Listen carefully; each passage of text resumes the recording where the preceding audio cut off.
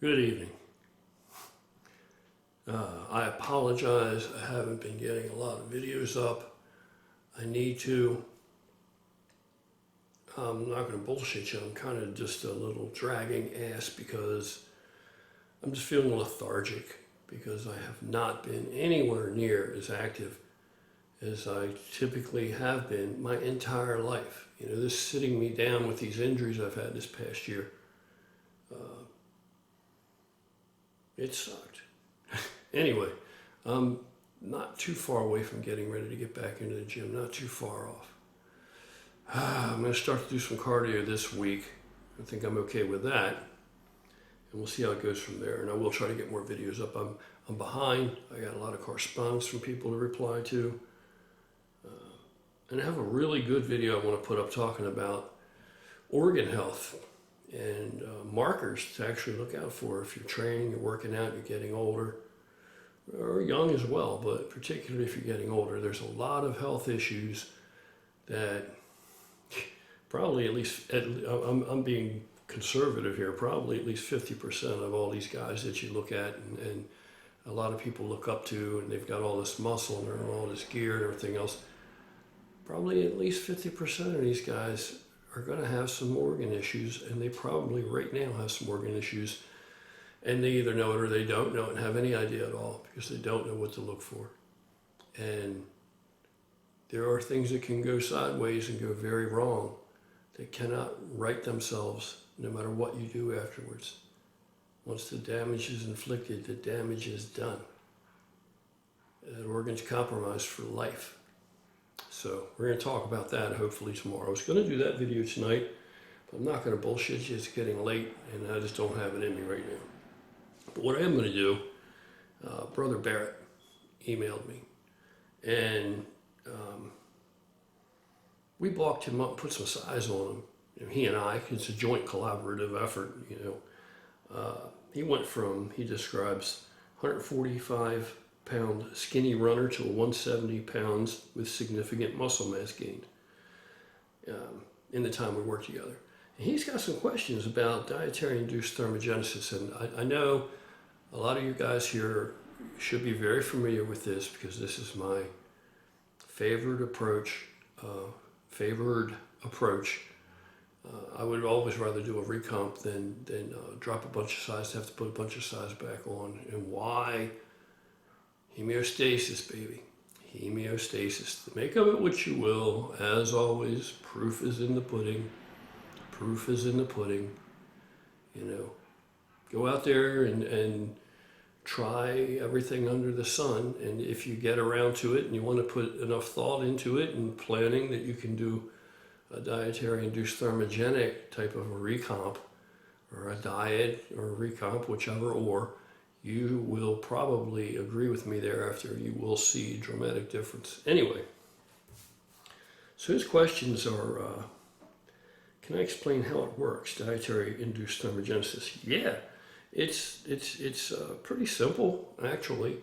It's various foods. Probably the easiest way to get it is a higher fiber, food that's higher in fiber is going to be more difficult and more costly to digest than something that doesn't contain fiber. More processed foods, crappy food like that, more processed stuff is generally easier to digest, and that's why processed food makes you fat. That's why you can get fat eating lots of processed garbage. Now, I'm not talking about going to extremes. The definition of process. Process could be any damn thing. If they just take it and chop it up, it's processed. You know what I'm talking about, all the additives and the crap. To where it's almost not even recognizable as the same food staple it started as. Processed foods, foods that are easy to digest, simple to digest, they require pretty much very little caloric expenditure for you to digest these foods, for you to digest, assimilate, absorb the nutrition, if whatever nutrition's there of these foods, the calories, very little. Conversely, foods that are more complex, foods that are higher in fiber primarily, are more costly. They require more calories to be consumed just in their digestion and assimilation. It's nothing controversial. These are simple, basic facts, nutritional, basic, simple facts. Kind of you can look at an extreme example of, just to wrap your brain around it more easily, to think of celery, right?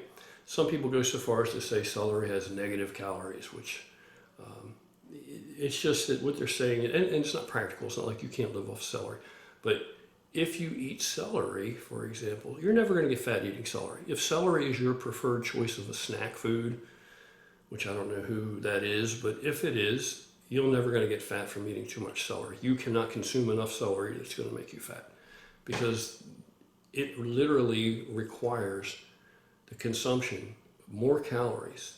It's more costly calorically to eat the celery and to digest the celery than that which is available calorically in the celery you just ate. You understand? So if you think in that terms, then we're taking foods like, maybe you began your diet with rice, okay, as a carbohydrate choice in a meal. And maybe as the diet progresses, to keep the weight coming off, you may swap that rice out for something that's more costly to digest and absorb, like sweet potato, for example. Much more fibers, right? So it's along those lines, if you can envision that, think of it that way. You are still, well, another question he asks is, what do we do about the calories? You know, what you want to do for it to actually work, ideally, if you already have a fairly regimented diet, say you consume 3,000 calories a day, just to pull this number out of the air, say you consume 3,000 calories a day every day, but pretty much it's where you're at, then you would want to roll into your diet, if you were doing dietary induced thermogenesis, if that was going to be your approach, then you want to keep that the same. You want to start out from day one of your diet with 3,000 calories. You want to write your diet with 3,000 calories. You need to keep the calories, need to stay the same. You're going to get, you're still, a lot of people don't get this part of it. And so they think that it can't possibly work. It's some kind of mystical bullshit or Hogwarts school of diet. No, you still are dieting in a calorie deficit, but the calorie deficit does not come by way of you eating less calories. You understand? The deficit comes on the back end. You're still obtaining a deficit. You're still digging a deficit, digging a hole, but you're doing it because the food choices you're making are more costly. That's where your deficit's coming from. Your deficit's coming from there. So initially you would start out with inducing dietary thermogenesis. And then you're going to move into, to keep things going along, you're going to swap foods out as you go. And then to keep things moving along, you're going to roll in with some exercise-induced thermogenesis. You're going to add that to it. So it's all about thermogenesis. And you're going to get this from your cardio. So you already have dietary-induced thermogenesis going for you. And if you're successful and you see this working, then when you roll in this dietary-induced, exercise-induced thermogenesis, when you roll that in, it doesn't have to be anything over the top and extreme. You can begin, if you are not doing any cardio, it works best if you haven't been doing any cardio, you can roll on with 2 20-minute sessions a week initially. That's all. And like for the first 2 weeks, you could just do 2 20-minute sessions per week, as long as you're doing effective cardio. And I have videos explaining what that is. As long as you're doing effective cardio, you're getting into that fat burning range. Time it takes you to get into that range does not count. To get your heart rate up there, it doesn't count. Once you get there, you have to maintain that. You have to stay in that range throughout for the 20 minutes. If it takes you a couple minutes to cool down, that doesn't count toward the 20. If it takes you a couple minutes to get up there, that doesn't count to the 20. So how do you know where to get, where's Where's that fat burning range for me? So if you go too fast, then you're not burning fat anymore. If you go too slow, you're not burning fat. So it's a specific range you want to be in of how many beats of your heart per minute. You can, all cardio pieces of equipment will have a chart on there, just a basic, generic chart from where you can begin to get an idea of what that range would be for you, for your age. You may be in better shape. You may need to go higher. I always need to go a pretty good bit higher than what it recommends. But it's a place for you to feel it out. Once you get a little bit of familiarity with it, it's kind of actually more accurate that you want to feel, you're going to feel warm, and you want to feel that you could have a conversation. If somebody were to engage you in a conversation, you could still have a conversation. If you get to the point where your heart's beating so quickly, you're under enough stress that it would be impossible to have a conversation. Now you're going too fast.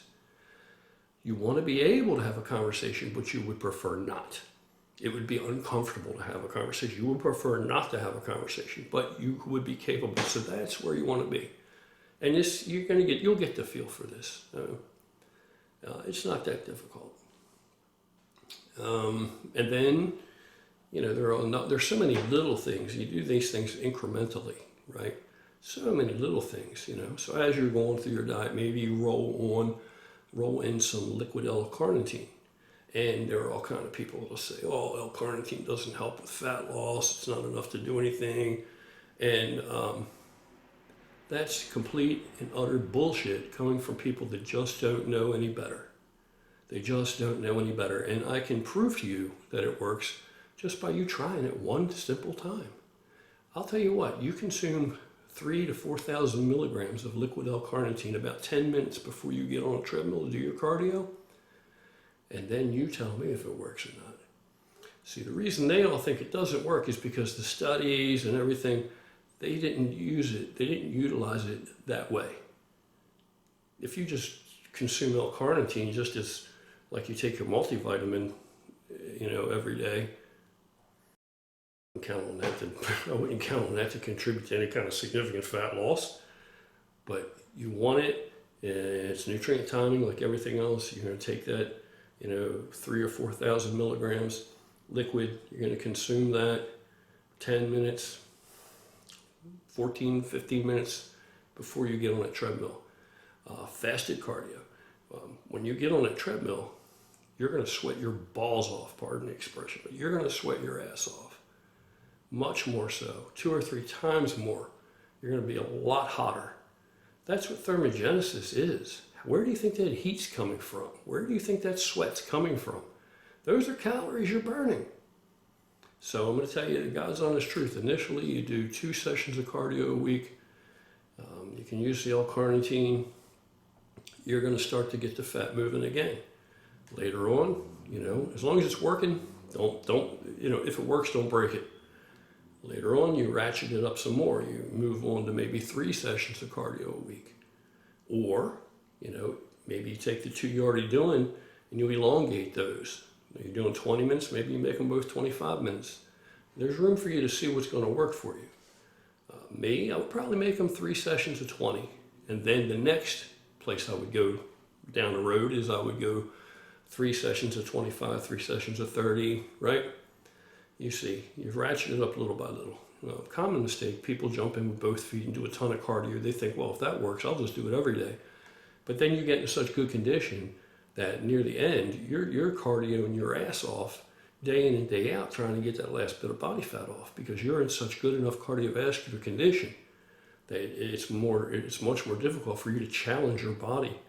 That homeostasis, your body gets adjusted and gets used to that. Now it can deliver that performance without burning all that fat, without placing that amount of stress. So it's a pretty simple thing. Let me see if you have any more questions here. Okay, I was talking about how much protein should you have. Okay, dietary, out of your macros, out of your 3 macronutrients, protein is the most thermogenic macro. Protein is the most thermogenic macro. You would have a very, very difficult, if not impossible time of getting fat from too much protein. Now, you could negatively impact your health in other ways from too much protein, but You're not going to get fat from eating too much protein. Problem is, most people that like to eat and get cravings, they don't usually crave proteins.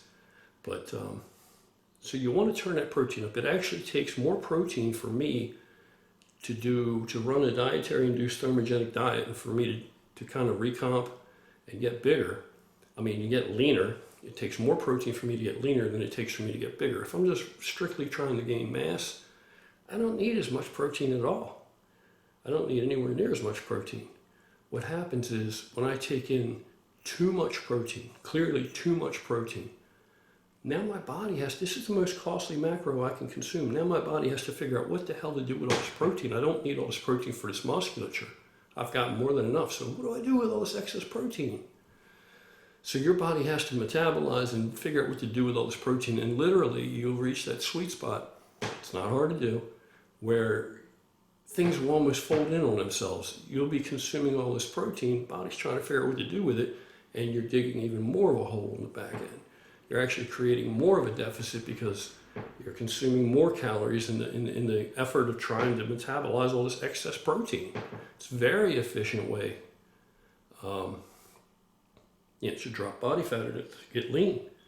So I tend to like to do a recomp. I don't like there to be huge variances in my body weight from one to the other. That's with all things considered. Like when I was a younger guy and I was really going like a bat out of hell to be big, and then if I turn around once I discovered this dietary induced thermogenesis approach, it just works so much better because typically before that I would be big as shit, big, strong, huge, and then I would diet and I would lose a good bit of muscle along with body fat to get lean. I get really lean, there's no problem with that. But I felt I was coming in too small compared to all the muscle that I've had. The first show I ever did, I weighed 233 on stage. So it's not like I was coming in really small. And that was Carl's show, my brother Chip. So he's on here, he can verify that. But later, when I discovered this, when I was taught how to diet using dietary induced thermogenesis, I actually came in like a ridiculously number of pounds heavier in the same condition or in even better condition than I had been in the previous show, because not because I had built a lot of brand new muscle, that much brand new muscle in between, but because I wasn't sacrificing as much now. This was a more efficient way for me to diet. So it was then and there that for me, from a bodybuilding standpoint, from a physique standpoint, where I've worked hard to build all this muscle and I don't want to sacrifice any of it or as little of it as possible, it was clear to me that this was the way to go, that this was the most efficient and effective approach to dieting for a guy like that, if those are your concerns. So I don't know what else. We're going to talk about, he wants to know like percentage-wise, percentages. I would probably start out, good place to start. You want to look at what you're doing now first. You want to assess the diet now, right now. You want to see where you've been, what you're doing, right? You want to get an idea. And you're going to have to look at a few days, a few of your typical days, how you have typically been eating, and be honest with yourself. You track all that down for a few days, assess that, figure it out, do all the math. And then you're going to figure out, what are the percentages I'm normally eating now? What's my body used to? What the homeostasis that I've achieved now, the way the body's set right now and used to, the norm, the typical day, what am I eating? How many calories? And what are the percentages between the macros? What's the percentage of proteins compared to the ratios compared to carbs and fats? And once you figure that out, then that's gonna explain to you what to do with the protein. Well, how many grams of protein does that equate to? Okay, so whatever that equates to, you're going to want to bump that up. So if it turns out that you're consuming 40% of your diet is from protein a day, I would take it to 60%. If that were the case, all right? If that were your case, I would take it to 60%, and I would split the other 40 between fats and carbs, depending on which you're most sensitive toward. And some people go one way, some people can go the other way. That's how I would figure it out. And it's not unusual for me to play with those numbers in the midst of a diet, you know, between the fats and the carbs to get a feel for where I'm going, how the body, you know, the feedback it's giving me, what I want to do with those things. You know, I'll make little adjustments as we go. It's a fluid thing. The diet has to change. As your body's changing, your diet's changing. And remember that, as always, is why I continue to stress that term, homeostasis. You are challenging homeostasis. You are fighting homeostasis. The body wants to maintain this balance that it's already achieved. It wants to go back to that. So this is why at the end of a diet, you know, people come off their diet, they lost a lot of body fat and all this stuff. As soon as they come off the diet, they can't maintain that because the body hasn't been the new you long enough for you to have achieved homeostasis. So the body wants to go back. And that can work for you and against you. Depends on what you're trying to do. So I hope that clarifies some things. You know, there are other ways to do things. There are many ways to do things. But for me, I think that this is the best way for, given my interests, given my goals, what I'm trying to accomplish. So that's it, folks. I'm going to head upstairs, get this video up, and call it an evening. Kick back and actually watch a little television. You guys take care. Have an awesome night. If you have any questions, don't hesitate to email me. You can throw them in the comments section. I do peruse the comments section occasionally. Sometimes I'll even sit down and reply as much as I can. I do that sometimes. Not all the time, not frequently, but I do here and there. So you guys take care. Have an awesome evening.